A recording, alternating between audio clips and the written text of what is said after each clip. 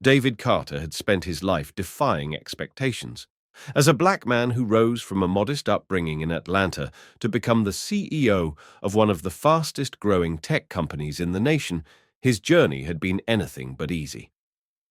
On this particular morning, David stood in front of the mirror of his hotel suite at the Ritz-Carlton, straightening a silk tie that had been a gift from his daughter. Today wasn't just another travel day, it was the final step in a $1 billion merger that would revolutionize digital infrastructure across underserved communities. Dressed sharply in a tailored navy suit, David carried the confidence of decades of hard work, leadership, and unshakable purpose. At 6:30 a.m., his car service arrived promptly. The driver greeted him with a warm, "Good morning, Mr. Carter," holding a sign with his name in bold, clean letters. The ride to JFK Airport was smooth, the skies clear, and David was focused, rereading the final merger documents his legal team had emailed overnight. Once inside the airport, everything moved as expected. David breezed through TSA pre-check, paused at the first-class lounge for a double espresso, and exchanged nods with two executives who recognized him from his recent Forbes feature, "The Quiet Titan," the magazine had called him. When boarding began, he entered the cabin with ease, settled into seat 2A, and began reviewing his notes, unaware that within minutes his world and the deal he had worked on for 4 years would be turned upside down. Just as he reached for his pen, a flight attendant stepped into his aisle. Her name tag read Lauren, and her expression was tight, her arms crossed in practiced professionalism. "Sir, I'm going to need you to gather your belongings and step off the plane." Her voice was flat rehearsed and loud enough for surrounding passengers to hear. David looked up confused. "There must be some mistake," he said politely. "I have a confirmed first-class ticket." Lauren didn't flinch. "I'm aware of your ticket, Mr. Carter. However, we've received a complaint about your behavior, and the captain has decided you need to leave the aircraft." Her words felt like a punch. Behavior David had barely spoken since he boarded. For the past 20 minutes, he had quietly reviewed merger documents, sipping water, and making margin notes. He hadn't even adjusted his seat. As he processed her statement, 2 security officers appeared behind Lauren, their hands resting near their utility belts, bodies tense and ready. The tension in the cabin became palpable. Passengers in nearby rows glanced up from their devices, trying not to stare but unable to look away, keeping his composure. David closed his laptop with a calmness that belied the storm rising inside him. He recalled what his mother used to say, "Never let them see you break." With slow, deliberate movements, he gathered his briefcase and journal and turned on his phone's voice memo app. "For the record," he said calmly, "I am complying under protest and recording this incident." Lauren's face flickered, whether in surprise or discomfort was unclear, but she said nothing. As David rose, he scanned the cabin. No one spoke. A woman in seat 2C clutched her pearls. A businessman across the aisle quickly turned his head, pretending to read the safety instructions. Not a single person defended him, though many knew this was wrong. His dignity remained intact, but the silence around him echoed louder than any insult ever could. As David walked down the aisle toward the exit, the journey felt heavier with each step. It wasn't just about him, it was about every black executive, every person of color who had been made to feel like they didn't belong, no matter how successful or accomplished. A teenage girl in coach raised her phone to record her eyes wide with disbelief. Good David thought, "Let there be witnesses." At the aircraft door, he turned to Lauren one last time. "You've made a mistake today," he said, voice low but firm. "Not just with me, but with what you think justice looks like." Her expression broke momentarily before settling back into stoicism. "Have a nice day, sir," she said. Outside the plane, the terminal buzzed with the usual morning chaos, but for David, everything had gone silent. As he watched the plane taxi away, his plane, his deal, his future in motion, without him, he felt a resolve settle in. The $1 billion merger could wait. This moment, this insult masked in protocol, would not go unanswered. His phone buzzed in his pocket, likely his CFO calling with updates, but David didn't answer. Instead, he walked slowly through the terminal, knowing that what had just happened was bigger than business. It was about belonging, dignity, and the cost of silence. And David Carter was no longer willing to pay that price. As David Carter stood at the edge of the jet bridge watching Flight 2127 push away from the gate, a storm was already beginning to gather inside him.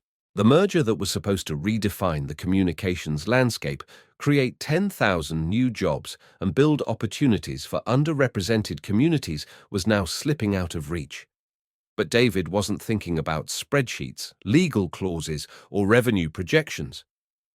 He was thinking about his daughter Madison's recital that evening and the world she would grow up in. His phone vibrated again. It was Jennifer, his CFO. David. "Where are you? Stratus is getting nervous. They need you to sign today." He paused for a long breath and responded with a voice steady and cold. "Cancel the merger." Silence followed. "David, that's over $4 billion on the table." "You can't be serious. I said cancel it," he repeated, "and set up a press conference for this afternoon. I want every major outlet there." By the time David reached the Admiral's Club lounge, social media had exploded. The teenage girl's video of his removal had already gone viral. Black CEO removed from first-class watch. What happens next? Twitter threads, news alerts, and hashtags were spiraling fast. But David wasn't focused on any of that. He sat down, opened his laptop, and pulled up the merger agreement one last time. His cursor hovered over the sign button. 4 years of negotiations, thousands of billable hours, and the future of 2 major companies condensed into one document. Without hesitation, he closed the file without saving and opened a blank one. "This morning I was removed from Flight 227, he began. The words flowed easily now, not just from memory, but from something deeper, from a place that had stored decades of indignities quietly, respectfully, but not anymore. Today, that silence ended. At 2:00 p.m., the media center at JFK Airport was overflowing. Reporters from CNN, Bloomberg, and the Wall Street Journal filled the rows. Photographers positioned themselves strategically. David stepped up to the podium, wearing the same suit he'd been removed from the plane. In behind him, the logo of Carter Global Solutions glowed on the projector screen. "Good afternoon," he began. "This morning I was removed from a flight, not for anything I said or did, but because someone decided I didn't belong in first class." The room went still. "In response, I have cancelled a $4 billion merger that would have transformed 2 companies and created thousands of jobs. I know that decision will be questioned. Some will call it emotional reactionary. But I'm here to say, this prejudice has a price. And today, that price is $4.1 billion. The cameras clicked wildly as David continued. "This is not just about one incident or one person. It's about the culture we've tolerated for too long, a culture that questions who belongs based on appearance rather than merit." Then he made his next move. "Today I am launching the Carter Foundation for Equality in Commerce, starting with a personal contribution of $100 million. The foundation will monitor, document, and challenge discrimination in corporate and public spaces, from boardrooms to airplane cabins." The press room erupted. Questions were shouted. "Mr. Carter, are you not concerned about shareholder losses? Aren't you afraid this will affect future deals?" David held up a hand. "Sometimes the most expensive decision is the cheapest one we can make, if it saves us from repeating the same moral debt over and over again." By evening, David's stand had become the top story across every major network. The $4.1 billion stand, when principal meets profit, CEO cancels merger. After racial discrimination headlines flashed non-stop, cable news shows debated the implications. Some praised him for his courage, others questioned his judgment. But on social media, a groundswell of support took over. Hashtags like "May we belong," "Carter stand," and "Wada bias," "has a cost," trended globally. Thousands of people, executives, workers, students shared stories of their own silent humiliations, unjust firings, airport stops, and security checks. David had struck a nerve. He had done more than cancel a merger. He had opened a wound that people were finally ready to show. Meanwhile, inside boardrooms across the country, chaos ensued. Stratus Technologies' stock plummeted by 11% overnight. Investors panicked, lawyers prepared statements, shareholders scheduled emergency meetings, but David didn't flinch. He wasn't seeking revenge. He was demanding recognition of humanity, of dignity, of the invisible weight black professionals carry every day in spaces where their presence is questioned. Back in his penthouse that night, he sat with his wife, Erica, and daughter, Madison. "Will it be okay?" Daddy Madison asked quietly. David pulled her close. "It already is," he said, "because now they're listening." That night, the Carter Foundation's website crashed from traffic. Applications for support offers of collaboration and testimonials poured in by the thousands. And David, for the first time in years, slept with the peaceful knowledge that he had traded profit for purpose, and it might just change everything. 3 days after the press conference, David Carter's office received an unexpected call. It was Lauren, the flight attendant, who had stood at the center of the moment that had shaken the nation. Her voice was quiet, stripped of its authority, almost trembling. "Mr. Carter," she began, "I watched the entire press conference. I had no idea who you were or what you were doing that day. But that's not the point. I didn't see you as a person. I saw what I was trained to see." David listened without interruption. Lauren asked for a meeting, not to defend herself, but to understand. When she arrived at Carter Global's Manhattan headquarters, she looked different. Plain clothes, no professional mask, just a young woman carrying the weight of self-awareness. She admitted her training, both formal and informal, had conditioned her to view certain passengers as risks based on superficial traits. David, measuring her sincerity, offered a challenge instead of a rebuke. "Help us fix it," he said. And just like that, Lauren became one of the earliest hires at the Carter Foundation, tasked with auditing and rewriting national airline training protocols to identify and dismantle ingrained biases from the inside out. While Lauren stepped into a new role, another unexpected development emerged. Captain Ryan Mitchell, the pilot of Flight 227, contacted David privately. His voice was calm but deeply disturbed. "I just found out what happened." He said, "I never issued a removal order. I wasn't even aware there was a complaint." That revelation hit David hard, not just for his own experience, but for how easily systems could bypass integrity for convenience. Captain Mitchell continued, "I've submitted my resignation effective immediately. I can't be part of an airline that lets this happen without accountability." David was silent for a moment, then asked, "What will you do now?" The captain's answer was swift and bold. "I want to start something better. An airline built on trust, transparency, and inclusion. I'm calling it Unity Wings, and I want you to be my first investor." The irony wasn't lost on either of them that the man who had once unknowingly captained David's unjust removal was now leading a mission of reform. David reviewed the proposal in 48 hours and committed full funding to launch the new venture. The creation of Unity Wings sent ripples across the aviation industry. Media outlets hailed it as the first anti-discrimination airline initiative in U.S. history. The company launched with 3 regional jets and a crew trained in empathy, equity, and de-escalation. Lauren, now Director of Cultural Sensitivity at the Carter Foundation, personally oversaw portions of the onboarding process.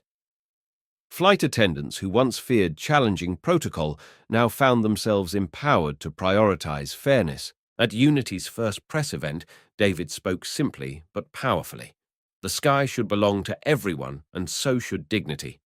His words were etched into the airline's inaugural safety cards, replacing traditional slogans with a simple promise. Every passenger matters. The public response was overwhelming. Tickets sold out for weeks, and for once it wasn't just about the destination, but about the values carried along the way. Simultaneously, David's influence expanded far beyond air travel. Ethan Blake, the charismatic CEO of Coastal Dynamics, a mid-size but agile tech firm, reached out with a proposal. "We've admired what you've done," he said, "but now it's time to build something together. Let's take this momentum and turn it into a model company. The two met for coffee in DC, and what started as a conversation turned into a blueprint. Within weeks, they launched Brightlink, a joint venture dedicated to delivering high-speed broadband to underserved communities across the US. But with an unprecedented hiring model, 60% of the workforce would come from historically marginalized backgrounds. Brightlink's founding principles were built on three pillars: access, ethics, and education. From boardroom policy to community engagement, it was a company rooted not just in innovation, but in intentional inclusion. Brightlink quickly became a magnet for socially conscious investors and a case study in modern enterprise ethics. The partnership between David and Ethan flourished, not just because of their complementary leadership styles, but because they were both grounded in something larger than profit purpose. Meanwhile, other CEOs started reaching out asking for guidance. Some wanted to change quietly, others wanted to join the movement openly. The Carter Foundation created a corporate ally program, helping companies audit their internal culture and offering incentives to those who implemented meaningful reforms. Lauren began leading workshops with flight crews, hotel staff, and corporate HR teams. Captain Mitchell, now CEO of Unity Wings, announced plans to expand the fleet nationwide by year's end. By the end of that quarter, David found himself invited to Harvard Business School, this time not as a guest speaker, but as the subject of a landmark case study titled The Flight That Grounded a System. Standing before a room full of future leaders, David didn't talk about revenue streams or shareholder value. He spoke of identity, bias, and bravery, movements. He told them, "Don't start with millions, they start with moments, with one person choosing to do the hard right thing instead of the easy wrong one." The applause was long and heartfelt, but the real reward came after class when a student approached him with tears in her eyes. "I didn't think someone like me could belong here until I read your story." That night, as David walked the Harvard yard under a starlit sky, he realized something profound. He hadn't just cancelled a merger. He had seeded a movement, and movements don't end. They evolve within months of the public fallout. From David Carter's stand, what had begun as a personal act of resistance had taken on a national momentum of its own. The Carter Foundation for Equality in Commerce quickly evolved from a single office in New York City to a sprawling, multidisciplinary organization with chapters in 7 major U.S. cities. Its first major initiative was simple yet profound scholarships, not just for students of color, but for those who had faced systemic barriers in education, employment, or even access to professional mentorship. The foundation funded over 200 full scholarships in its first year, each named after someone whose story had inspired David during his journey. Alongside this, the foundation launched a corporate accountability program offering tailored anti-discrimination policy audits and leadership diversity consulting. Soon, Fortune 500 companies were lining up not out of guilt or fear of backlash, but because they understood in a shifting world, values weren't just marketing, they were currency. Meanwhile, the airline industry, once silent, began to respond. Inspired by David's transparency and driven by public pressure, several major carriers partnered with the foundation to design and implement new anti-bias training. These weren't the usual tick-box HR modules. They were immersive story-based sessions led by people like Lauren, who now traveled nationwide, telling her story not with shame, but with purpose. Crew members listened differently when the voice was familiar, when it came from someone who had once made the same mistake. Pilots and flight attendants began sharing their own reflections, not just in training rooms, but across social media platforms under hashtags like "Jiash, see the passenger" and beyond. The uniform, an industry long buried in rigid hierarchy, had begun slowly but surely to awaken.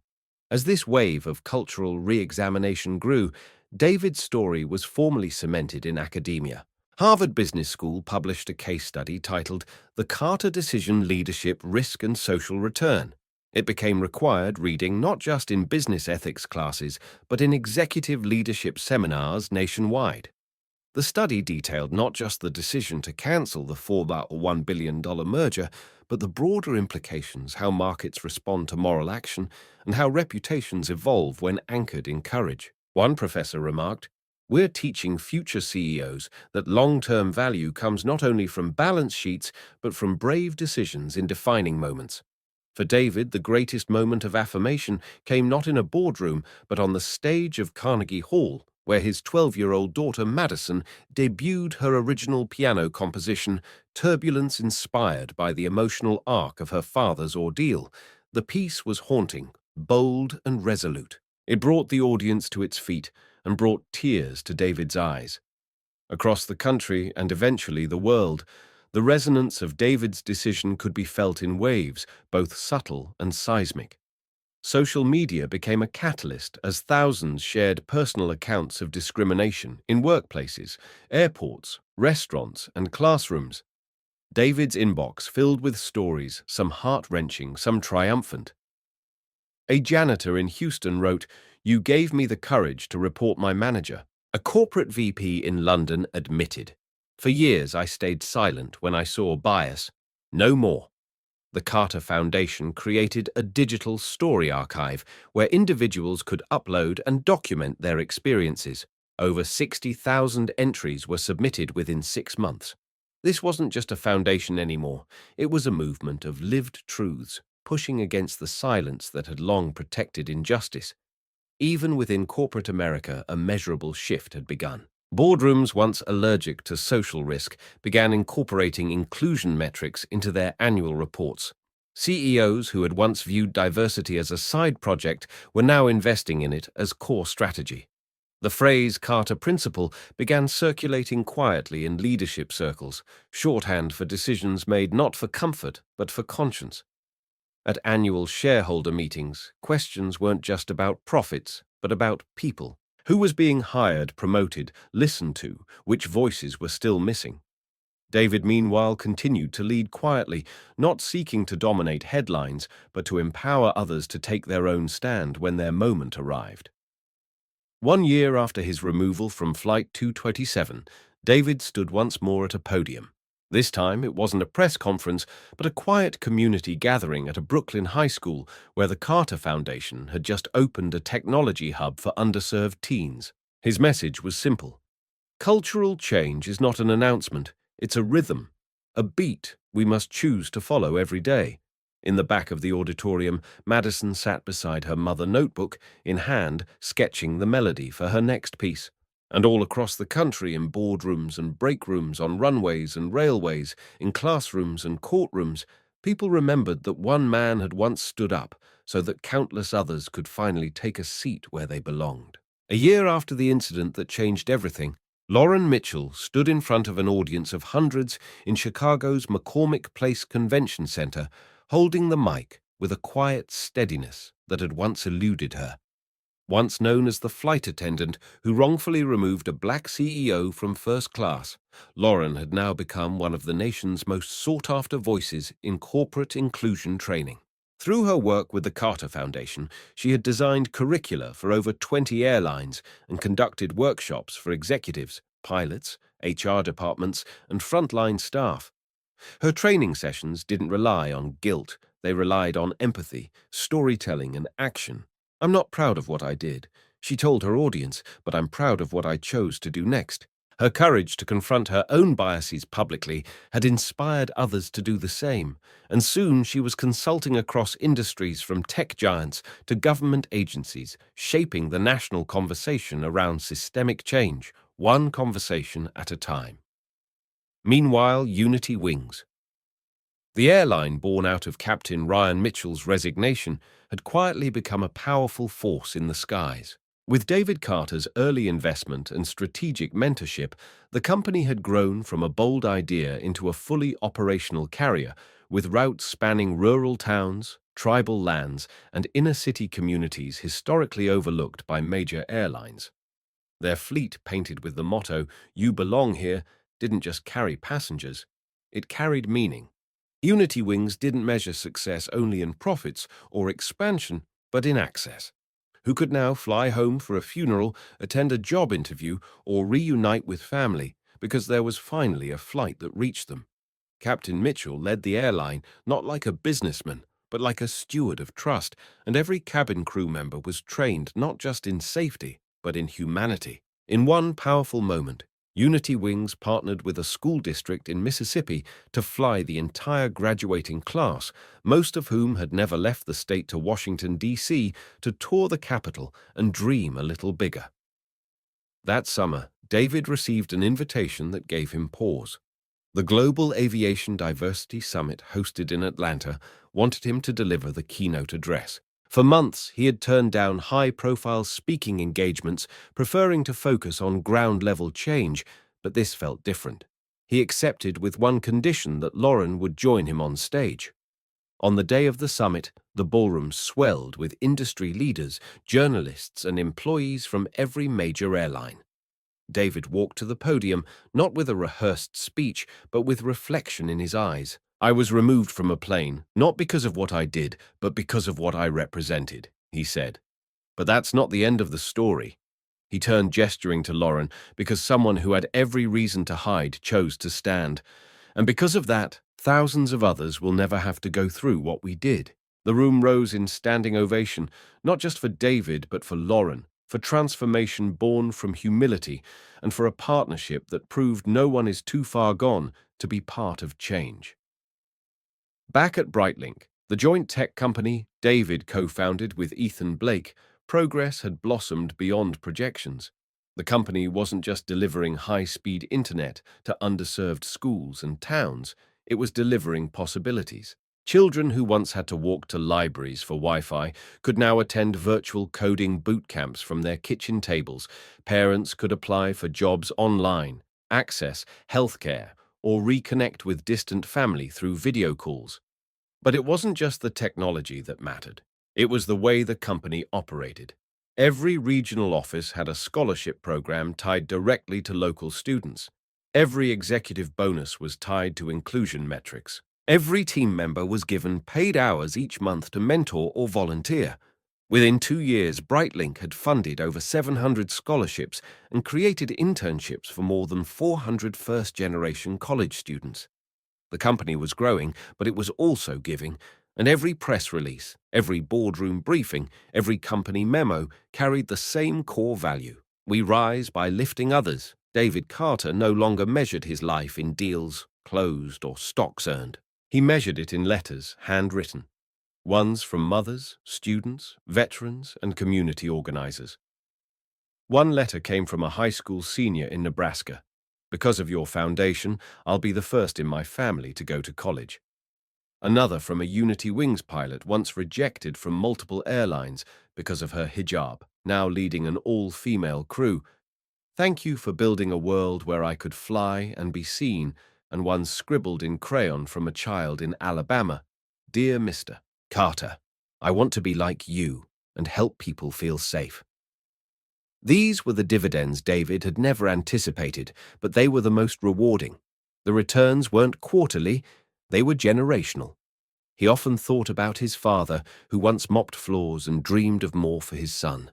If only he could see now how one moment of discrimination had planted seeds of hope across the nation. One evening, as the sun dipped below the skyline of New York, David stood on his terrace watching the lights flicker across the city. Madison played piano in the background, working on a new piece she titled Awakenings.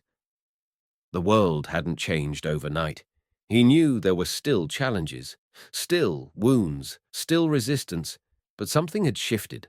There was a rhythm now, a ripple that had turned into a wave. A world where airlines trained for dignity, companies hired for inclusion, and children believed they could lead without compromising their identity. He raised a glass quietly to the night, to the boardroom he once left behind, to the plane. He never flew on to the future, now arriving not on time but just in time.